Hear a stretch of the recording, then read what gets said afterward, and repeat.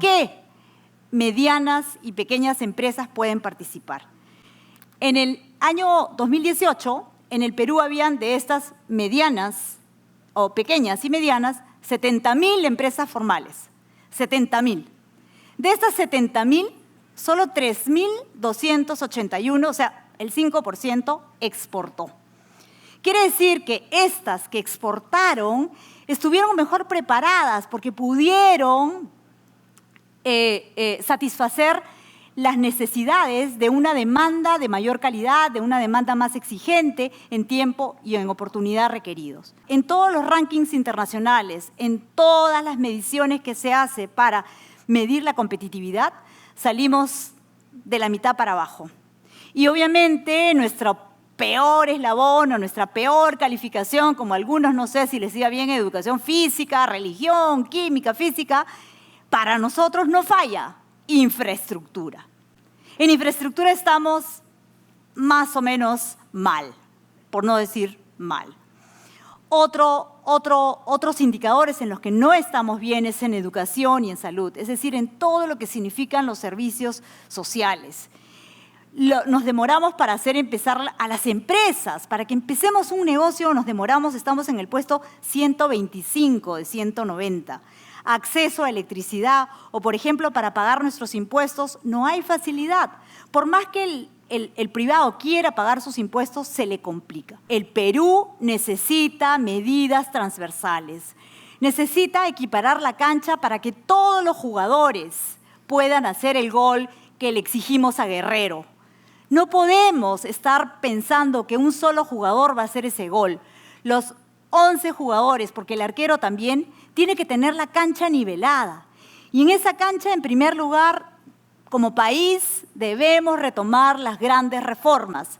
La reforma laboral, la reforma tributaria, para que todos paguemos impuestos, para que sea una economía en la que todos formemos el Perú. La tercera, hay que simplificar. Demasiadas normas, estamos sobre regulados. Tenemos que hacer la reforma de la educación, una educación como la hizo Alemania, como la hizo Suiza, una educación dual, en la que están conectados con la empresa, en donde la educación de los colegios no va a esperar a que llegues a la universidad y en la universidad te enseñen lo que ya pasó. Tenemos que estar conectados con lo que está pasando en el mundo en el día de hoy. Tenemos que trabajar estrechamente con las regiones. La Sociedad Nacional de Industrias decidió celebrar este año su aniversario en 3 ciudades importantes. A mí me tocó la dicha de acompañarlos a Pucallpa y la verdad que es necesario conectarse con las regiones. Las pymes más preparadas son las únicas que van a saber aprovechar esas ventajas que tienen los parques industriales, en donde tienes el conocimiento al costado, donde tienes la capacidad de producir a costos muchísimo más bajos que en cualquier otro lugar. Y finalmente, si no emparejamos la cancha, si no desregulamos la economía, si no aprendemos a incluir, a priorizar, a liderar este cambio, nos vamos a pasar la vida discutiendo y vamos a seguir pensando que los parques industriales pudieran haber sido una buena oportunidad. Las MIPES se caracterizan por su baja productividad, ya que en sus procesos productivos no usan maquinaria automatizada, ni robotizada, ni alta tecnología, sino al contrario, usan más mano de obra. Por eso es la fuente más generadora de empleo en nuestro país, tanto que aporta en más del 70% a la PEA. Pero algo más también que es necesario, que es parte como tenemos que trabajar, como mencionó Magali, en equipo, era el Estado. ¿Cuál es el rol del Estado en este momento? Creo que hasta el momento no existe una política nacional industrial para las MIPES. Hay 4 factores importantes que veo que influyen sobre la presencia posible de pymes en el parque. El primer factor es la presencia de inversionistas anclas. Si hay inversionistas anclas en muchos países del mundo, ellos van a traer con ellos su cadena de suministros, sus proveedores, que son por la mayoría pymes. Y pues es importante de tener una estrategia de promoción, de inversión que no se enfoque solamente en pymes, pero que está buscando los inversionistas anclas. Hay varios casos que pueden presentarse en varios países que prueben este concepto. El segundo factor sería la presencia de la proximidad urbana, porque los pymes necesitan obviamente los servicios y las amenidades que se presenten en un contexto urbano, y transporte público para la mano de obra, varias cosas así, presencia cerca de sus clientes. No pueden pagar para el transporte desde cientos de kilómetros necesariamente. Tercer factor sería el factor de compras centralizados. Pues a veces los clientes de los pymes quieren que los precios y la cadena logística sea algo bien formatado y bien claro, que todos sus proveedores pymes van a tener precios comparables porque son ubicados en un solo lugar, costos de transporte son similares, todo eso. Y cuarto factor que puede influir sería la presencia o no de servicios de asistencia técnica empresarial, de incubación, cosas así. Nos tomó 3 años lograr las licencias y permisos necesarios en ese entonces. 8 años después, el día de hoy, en este panel, represento la recientemente formada Comisión de Parques Industriales de la Sociedad Nacional de Industrias. Esta congrega a más de 3.200 hectáreas ya desarrolladas dentro de parques industriales privados en el Perú. Esto equivale a 32 millones de metros cuadrados listos para recibir al industrial más exigente, y están ubicados en Lima, Cañete, Piura. Me tomo la libertad de, a tono con la moda, de plantear una cuestión de confianza. Pero en este caso es tanto al gobierno como al Congreso. Y no le vamos a imponer las cosas que tienen que hacer para darnos esa cuestión de confianza. Y la cuestión de confianza que planteo es por la industrialización. Y cuando hablamos de industrialización, ciertamente el tema de parques industriales es una herramienta importante, pero de lo que se trata es de una política para la promoción y el crecimiento y el desarrollo de la gran, mediana, pequeña y microindustria, en general de todas las empresas. La industria es probablemente la actividad que más valor agregado genera, que más puestos de trabajo genera, que más oferta de puestos de trabajo genera, y necesita de un marco atractivo. En esta cuestión de confianza que planteo, no planteamos concretamente la agenda y qué cosas nos tienen que aprobar, pero sí le pedimos a los políticos de turno y los que vengan que miren lo que está pasando en el mundo. ¿Qué cosas están haciendo los países que están creciendo y que están desarrollando y que se están reindustrializando? Países que habían empezado a desindustrializarse, como Estados Unidos, se están reindustrializando en algunos países de Europa. El Estado, mediante sus gobiernos regionales y locales, puede asignar, mediante estudios adecuados, y asignar los espacios físicos en modalidad de compra-venta y dándole facilidades a las MIPES, ¿no?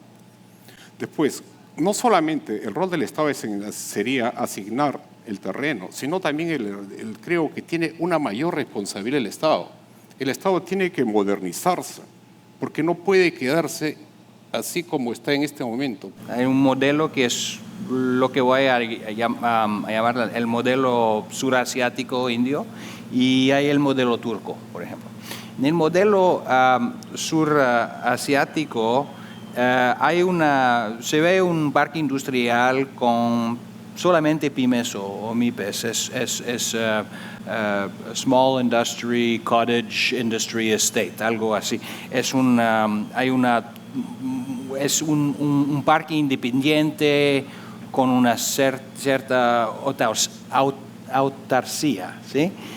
Y hay el modelo que es más integrado con un parque donde hay también inversionistas de diferentes tamaños, pues es un parque dependiente de un otro parque, o un parte... con empresas anclas. Exacto, un área específico al dentro de un parque más grande. Eso es el modelo turco.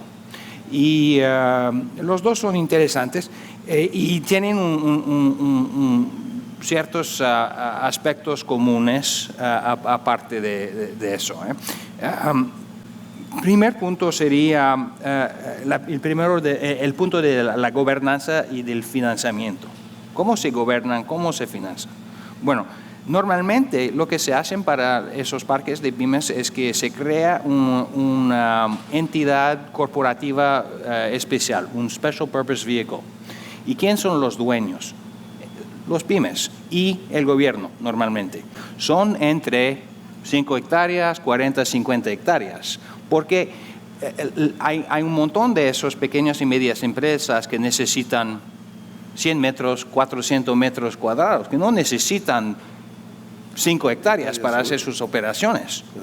Pues normalmente estamos hablando de algo que tiene 40, 50 hectáreas máximo para de gran tamaño y que puede ser de 5 hectáreas o algo así también. El Estado y el gobierno en este minuto, si quisiera efectivamente estimular la industria en lo inmediato, tienen hoy la tremenda oportunidad de contar con una importante infraestructura dentro de los parques industriales existentes.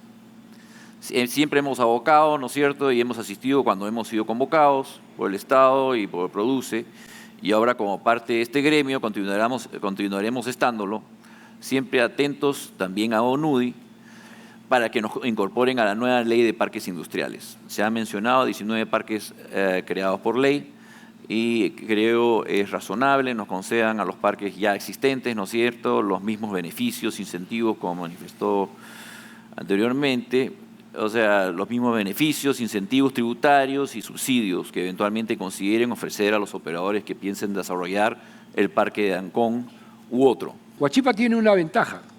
Hay un ferrocarril central que está a 30 kilómetros, que está subutilizado. Apenas se utiliza el 10% de la capacidad del ferrocarril central. Y esa ciudad, ese parque industrial le podría dar valor y además aprovechar esa vía de comunicación, sobre todo con el problema que tenemos de tráfico en Lima para el transporte de los productos y de las personas, ¿no? Entonces ahí tienes una vía férrea que llega en un momento en 30 kilómetros al Callao, tu vía de salida, y tiene que ser puerto seco. O sea que las importaciones de las industrias que están en ese parque industrial salen de frente del barco a la zona aduanera en el parque industrial, en donde se realizan los trámites de aduana y de esa manera descongestionas el Callao. O sea, tiene una serie de virtudes. Ancón adolece de algunas deficiencias todavía que esperamos que se superen. Si va a haber el puerto de Chancay, le va a dar un valor inmediato al desarrollo de un parque industrial en Ancón. Lo que significa tener una política industrial que lleve como instrumento importante o principal la creación de los parques industriales o el fomento o el apoyo a los parques industriales. Magali claramente nos ha dicho los contenidos que debería haber. Estábamos hablando de mercado, hemos hablado de tecnología, de seguir lo que ella comenzó como ministra, lo que era la ruta exportadora, y todo ello que tenía una política de desarrollo a través del sector de las pequeñas y microempresas. Lo que nos comentaba César, qué tipo de industria vamos a desarrollar. Tenemos grandes e ingentes recursos naturales y en función de esos recursos naturales, ¿qué industria vamos a llevar adelante? Lo que nos decía Jean-Paul, en función de qué modelo de parque industrial vamos a requerir. Hay varios tipos de modelos, hay el turco, hay el chino, etcétera. ¿Cuál es el que realmente vamos a aplicar en el Perú? lo que Roberto nos hablaba del sector, como el sector privado incluye, y en el Perú es el sector privado quien está llevando adelante los parques industriales. Hay una propuesta pública de la DANCON, pero que está todavía un poco en ciernes, no sabemos exactamente cómo se va a llevar adelante. Y lo que David comentaba, y es creo que el punto de fondo también, y es que los parques industriales es un instrumento que tiene que ser parte de toda una política industrial y que los industriales reclamamos día a día.